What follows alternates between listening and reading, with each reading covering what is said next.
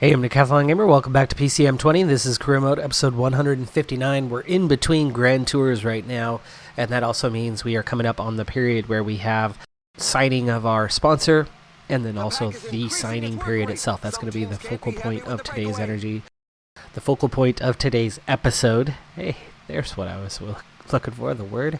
Well, anyway, just to make sure we do get some racing in, because I'm not sure we're going to actually get to the start of the Vuelta or not. We might. To ensure that there is some racing today, we have the Ciclista San Sebastian. I did not come for this one prepared. We are focusing on the Grand Tours during this stretch of time, and therefore everything else is byproduct. And this is one of those byproduct. We did not come into this with any sort of intent. And as a result, we have riders like Amanatoglu, who is somebody we're riding for. And yet he's a 65 mountain today, 68 hills. Gazzoli is another one who's really struggling at the moment, going backwards. The only two any capable climbers that we have are Branja and Moreno. So I'm not sure if we're going to get anyone anywhere near the top 10 realistically, but we will see what we can do. Monotoglu's, I was already looking at him. Okay. That was Branja, not Amanatoglu.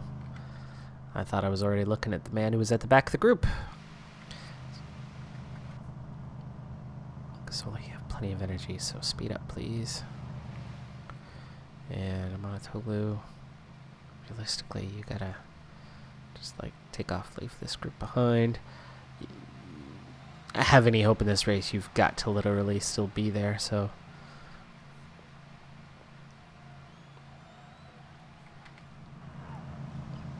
That was Machado at the back. Telford's at the back. He's fading. Machado, still has some energy left.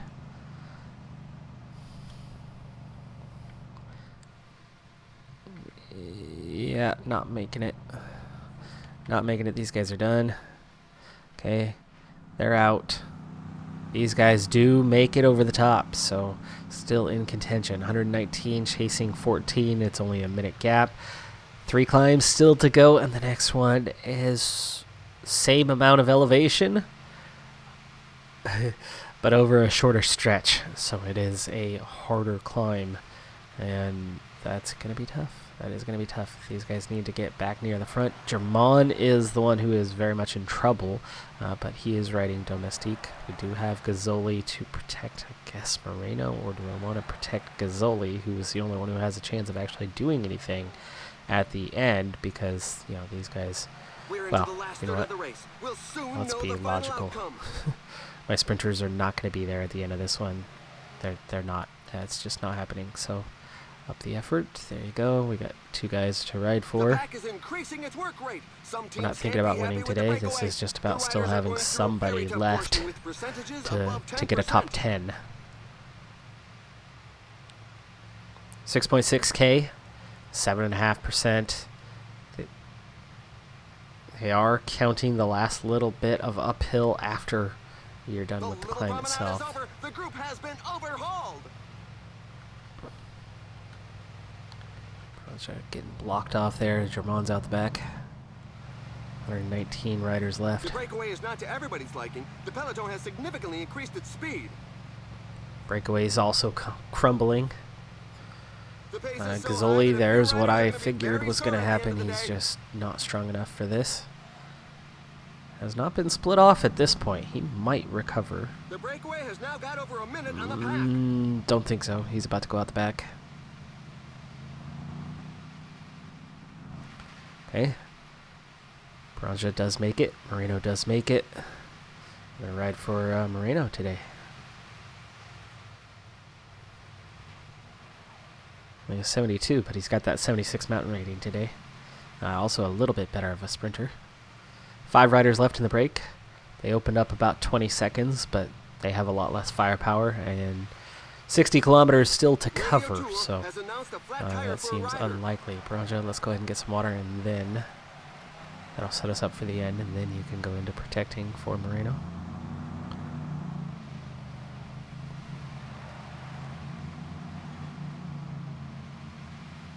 87 riders. You would expect a lot more left than what we have, but that's the circumstances when you bring a subpar team to a race that's certainly not easy. There's an attack in the group at the front. Okay, 2 climbs to go. This one definitely the harder of the 2, so it's just going to get easier. Unfortunately, the pace is going to get higher, so it's not actually going to get any easier, and we'll see things diminish further and further. Breakaway's ultimately done, -1 man. Still left out ahead, and there you go. That's the final one brought in, and we go to hit the top here. We're down to 53 riders, 55 riders as we bring in those 2 that tried to break away. And Baranja is now ultimately done, but he's still here.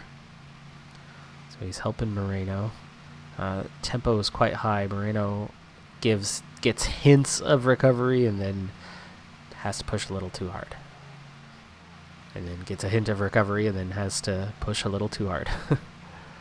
So let's go ahead and gel up for Baranja, who's about to go out the back and has down to 54 riders. He's the only one who's been dropped out of all of that.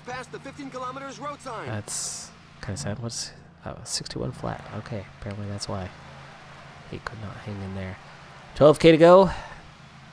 Chance of a top 10 is going to come down to this climb. So we're going to have to definitely... We have that 76-76, so we're good there. I'm not trying to go ultimately with the front few guys, but I want to go into kind of that secondary zone.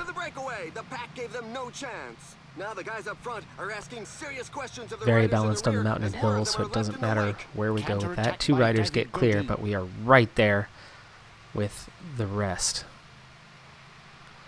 Okay, into recovery.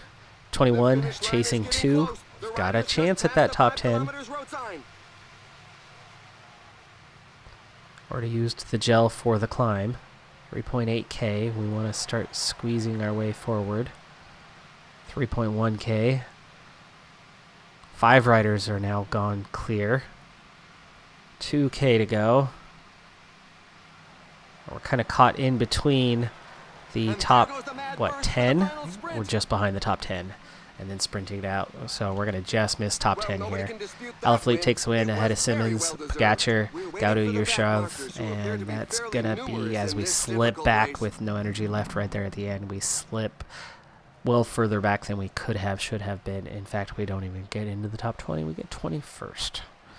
So, to be expected. I was hoping for closer to a top 10, maybe squeezing into the top 10 or just missing.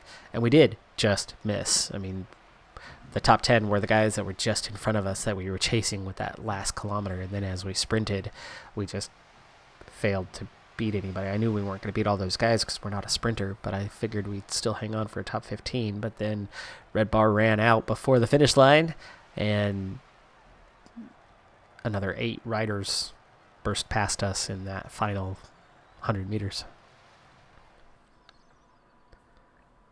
We begin with sponsor signing. Canada Wet and Back Bear are both offering. They're both Canadian. They both only care about Canada.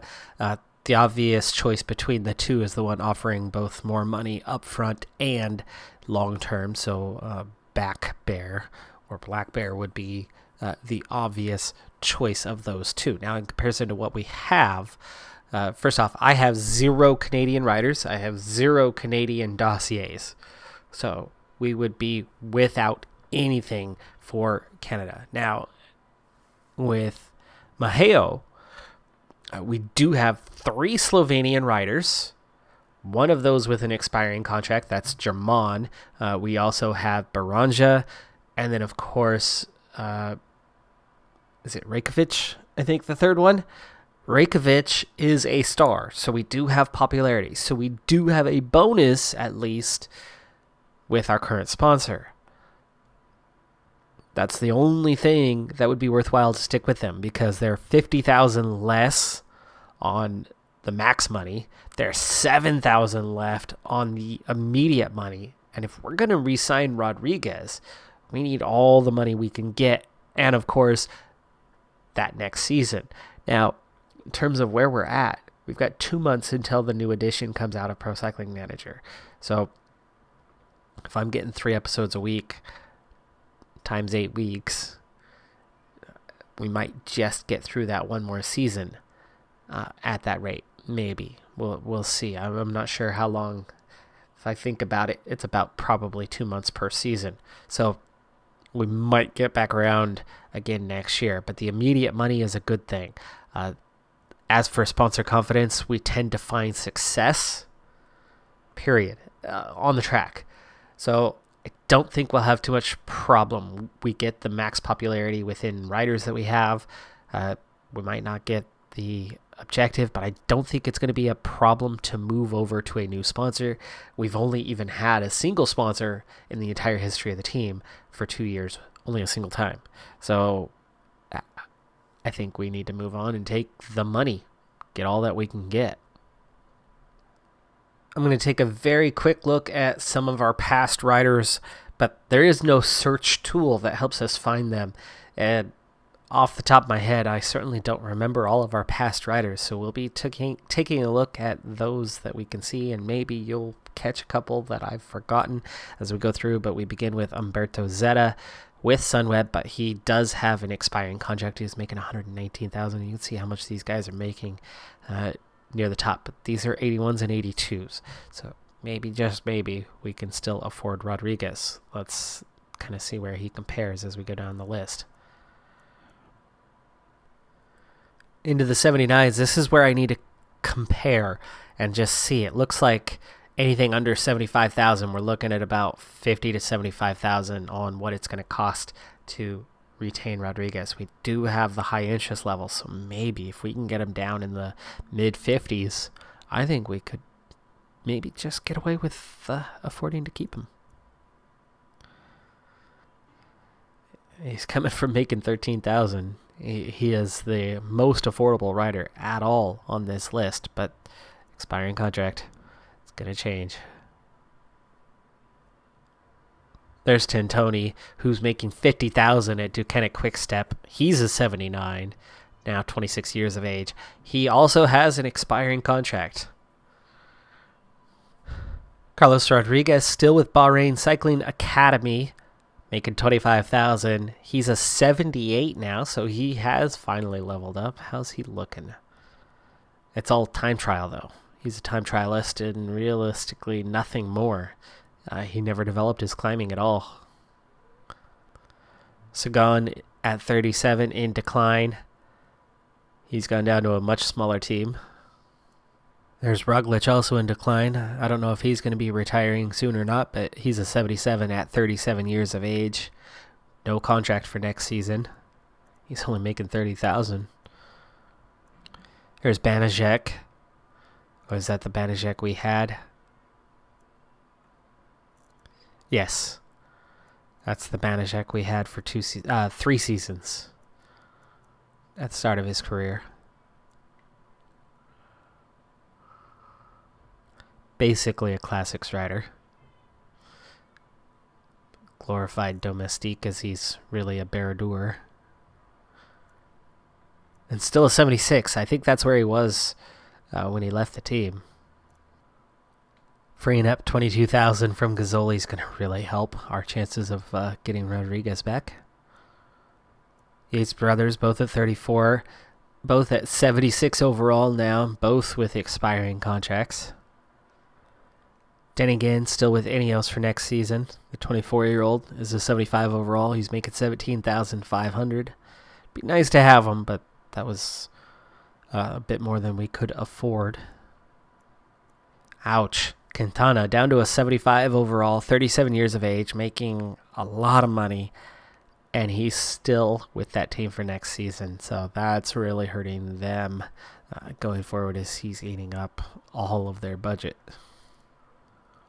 Carlos de Melo was with the development team for Sunweb, making 10.5. His contract's expiring, so he's actually available again. He probably has high interest at 23. At a 74, he's not going to develop a whole lot more, but because he started so low. But he still has some room for development. He might be somebody to get back after. Someone asked directly how Asgreen looks after he won Tour of Flanders in real life and has had an excellent week in the classics. 79 flat, 79 time trial, 77 prologue, 79 cobble rating, 79 stamina. Very well rounded. Everything is between a 70 and 79. That looks about right for me. Good rider, no doubt about it. In game now 32. Yeah, that feels about right. With 3 of our top 5 riders on expiring contracts, we're left with a 78 and a 77, but then a hole for our 3rd spot. That brings our index to 76 points, which right now places us 15th. That's not too bad. And we are going to have some money to play with. We're going to obviously start with trying to re-sign Rodriguez and then go from there. Unfortunately, Wykankis, who I would love to also re-sign, did not get to 100% interest, though I knew that right away. Simple math told me that. Also, unfortunately, 3 of the riders that I've gone after late on my July dossiers, none of them hit 100%, though we got ridiculously close with Lopez here, just 2% shy. And that's it. It's 100%, and you're green in interest. 99% and below, you're yellow or red, and it therefore costs you more money to sign those riders. So there's 4 here that are unlikely to be signed. We do have the points to try Wykankis anyway, and I think we only do that if A, Rodriguez, we can't afford him. B, Makina and Hillary Breck are also unaffordable, because we need to get one of those 4 riders to ensure we have 3 riders at that 77 or above to make sure we still qualify for World Tour. I am not running the risk of signing only a 76 and below, which would boost us to a 77 for our index, but would not guarantee our position. We need one of those 4 guys at the top, or one of these others that are going to be more costly, like a Mark Hershey or a Van Aert, but they're also probably going to be more expensive. Yermakov would be an amazing signing. Carapaz is available, but probably at 34 with decline coming would be a bit of a struggle. So there are some other options to go after. Wykankis is not going to be as high on the priority list, because he is probably going to ask for more money, or as much money as Rodriguez. He's only 1 point behind and has interest under 100%, and that's just going to cost us. So I don't think we're going to get Wykankis, and I'm probably not even going to end up trying, because those 8 points can be used elsewhere. Millar is somebody we can probably re-sign. He's very interested. It's only going to cost us 2 points to take a look, so that's going to be one of the early places we look, is to bring back Millar. Certainly a solid rider, but I've got quite a few expiring contracts. Let's get real for a moment. We have 9 expiring contracts. We already have a fairly thin team in terms of managing the races that we are in, being a World Tour team. We can't afford to get smaller. So minimum, we've got to sign 8 riders. Minimum contracts for 8 riders, we're looking at 20,000 minimum. So realistically, we need a good 35,000 to sign 7 or 8 support riders. So 35,000. That's a lot of money. Here's the really good news, though. In terms of the expiring contracts, plus the new sponsorship that we're getting, we have 110,000 to spend. So subtract 35,000 from that, and all of a sudden we're actually looking at roughly 75,000 to go to the top end. Do I want to spend all of that on just Rodriguez? Probably not. Could we? Guarantees our top position. We still have some good support riders. We could still win a lot of races. He's still going to develop. He could hit that 80 plus soon. I mean, he's already an 83 mountain, 80 time trial, and 78 resistance, 76 recovery. Add another level or so, he's going to have more acceleration. He might get another mountain point, possibly. He might get another point or two of time trial, and he certainly could get some stamina resistance and recovery along the way, which is going to make him that much better. He's actually not very good in stamina resistance recovery as far as a stage racer goes. His rider type is time trial, so he should have points to spare in that department for sure. Maybe we need to train him there, make him that much better. He's already effective. I'm nervous. Enough delay. I'm delaying because I'm nervous. Let's see. It almost all comes down to this. How much is he going to demand? No! Okay, well, we've already spent the money. 75,000 is the most that we can really afford, so we're going to start absolute leader, 3 years, 70. He doesn't have much patience. He hates the money, but he almost wants to sign with us. Look what that's going to do to the index. That's still red. 77. That's got to be the most we can afford to. 78. 78. Final offer. We do get into yellow. It got us close. Goodbye. Hopes and dreams. Goodbye. Well, this hurts, but we obviously need a rider of high quality. So we're going to next look to Yuri Makine. 79 flat, 78 sprint, 79 acceleration, 76 on the resistance is pretty good. A little bit punchy. He might ask a lot of money. Nowhere near what Rodriguez is asking for. At 24,000, we can absolutely afford him. Let's see how the money turns out. We're going to try to offer a little bit less. We have a little room for patience. Leader is fine. Okay, he doesn't want leader. There we go. Okay, we got our first one signed. Team index jumps to 11th. That may be enough. Probably is enough. That's 2 78s and a 77. That should hold us up in the lower end, at least, of World Tour. Next target is Hillary Breck, asking 20,000. At this point, without Rodriguez, we can absolutely afford this.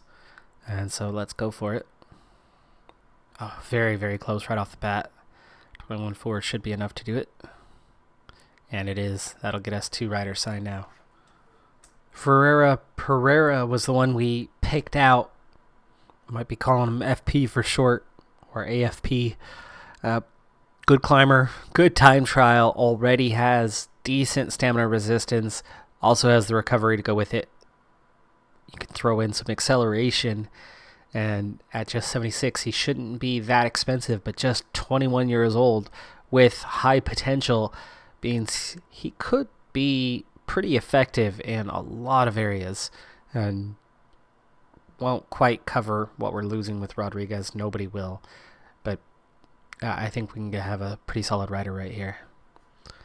Millar re-signed for 12,000. That's 3 climbers coming in, so we'll have to take a look at what's going out. But that's going to help us a lot. That's going to keep us fairly strong in the climbs at this point. With 4 riders signed so far, we've broken into the mid 4-star range. Currently, we are 8th in the index. That's going to have to do it. I mean, that's going to have to be enough, and certainly I hope that it is. There's no guarantees. Right now we're ahead of Ineos, Bahrain, McLaren. You would expect they're going to get much larger. Sunweb, Ducati Quick-Step.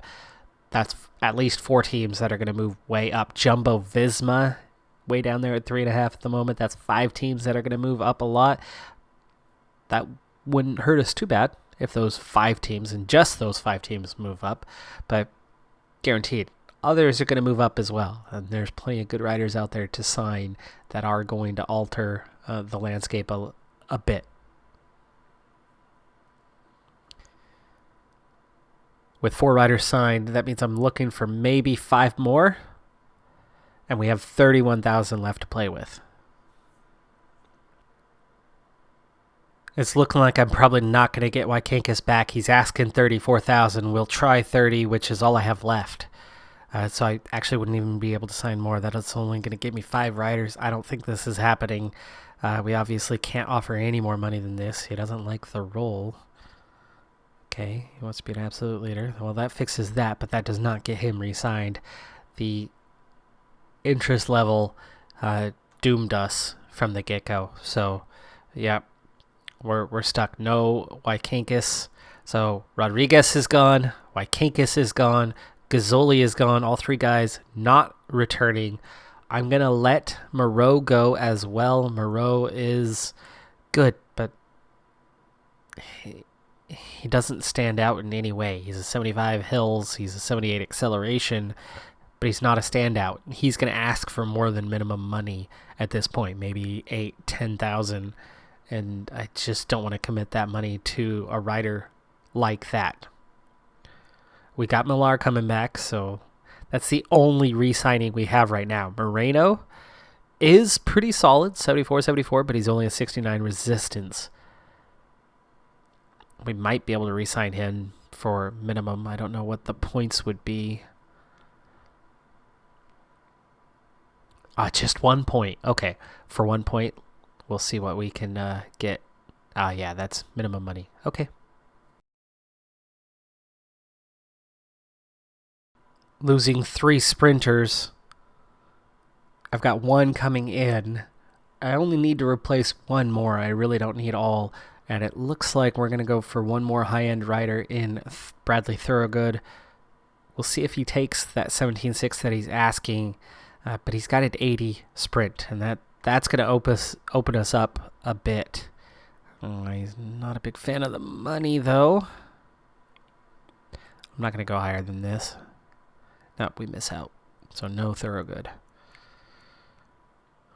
I gotta say, I'm really disappointed with our 2028 squad because in certain respects it's a huge step backwards, but at the same time it was fully expected. We knew that re-signing Rodriguez was going to be insanely difficult, and we were so close. I mean, he was just out of our reach, 10, 15,000 on the limit. I mean, technically we could have re-signed him, but then it was just, we would have had nothing left for support riders, and on our budget it was just too much. Now we're going to get a lot of good quality. We're going to get a lot of young riders who could be amazing that are already really good. So we actually, in 3 years' time, realistically could be the best team, period. That could absolutely happen. But next year is going to end up being a little bit of a rebuilding project for us, because it's lots of names coming in on moderate amounts of money that are already quite good and have high potential. So mixed bag on how you look at that, especially when we are only maybe 1 season left, possibly 2, until the release of PCM21, and we're done and moving on. So for Mark is still the team leader.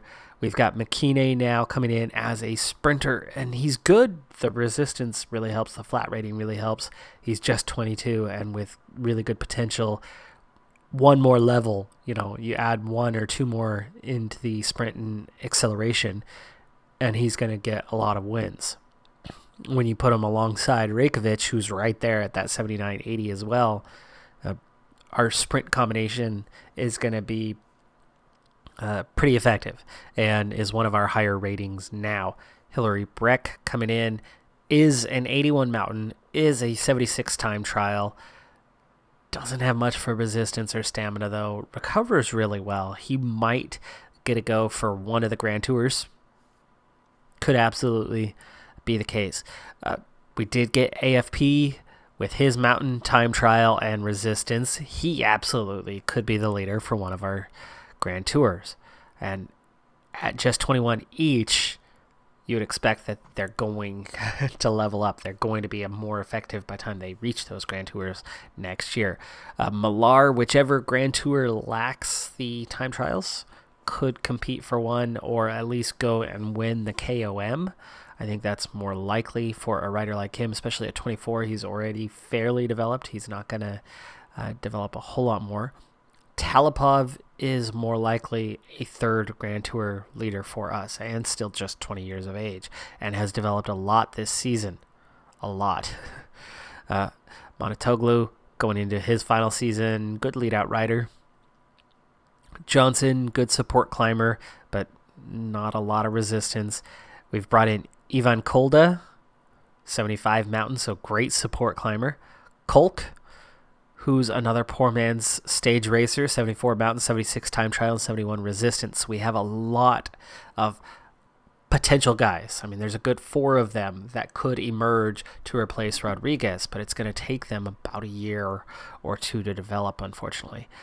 Killen is another one who has been on that edge, but at 24 and with the team for a while now, I don't know if he's going to make it to there. He's been with us for about 4 years now and is a good rider, but I don't think he's going to get a whole lot better.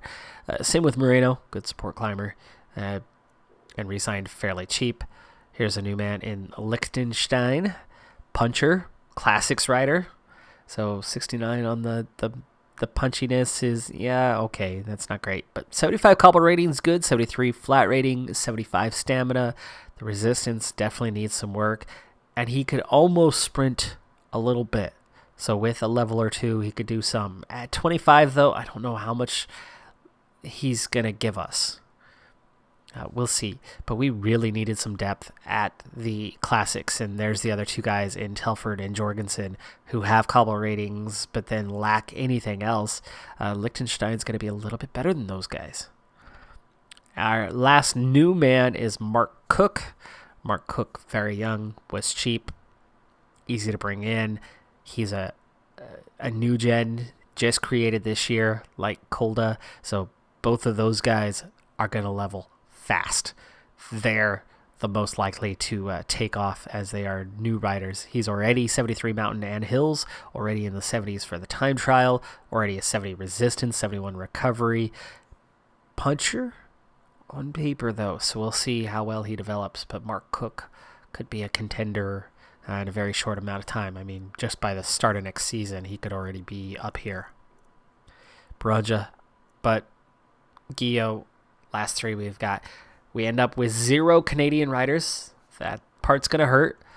Grand Tour top results is going to be difficult to come by, but we have plenty of depth in team support where we can have plenty of good climbers going out there working together, but we don't have any elite ones left, and that's going to hurt. We're going from 4.5 stars down to 4 right now. Hopefully one of these top 4 guys or top 5 guys can level up and give us a little boost before the end of the signing period, just to make sure. 8th in the index, I think we're okay, but one more level out of any of those 5 guys, I think would seal our fate on being safe. For Mark is the least likely, as he's probably pretty close to his max level at this point, but he's been on that 78 for the entire season, I think. So if anything, he could be on his way to leveling up. I mean, it's been about 10 months since we've seen anything. I don't think there's been a hidden level in there anywhere where he was a low 78, now a high 78. I think he's just right where he was. So we've added good depth. We've added a good set of riders. We still actually have money for next season to play with, so that's good. And whatever increase we get next season with expiring contracts, that could go into something a year from now. But like I said, I think we're 1 to 2 seasons away from the end of the series, and the next PCM coming out anyway. So how much more are we going to be able to do? I don't know. We're a little weaker in punchiness without Wykankis, and of course with the loss of Rodriguez, we take a definite dip in our GC and time trial ratings. Our sprint rating, slightly higher. Our cobble rating, technically will be stronger with 3 guys now. Yeah, it's not where we were, but Rodriguez was just a little beyond our reach, and not a great replacement, but a number of strong potential replacements. That's going to do it for this episode, though. I'm Decathlon Gamer. Thanks for tuning in. Be sure to hit that like button, and I'll see you next time. Have a good one. Be safe out there, and bye for now.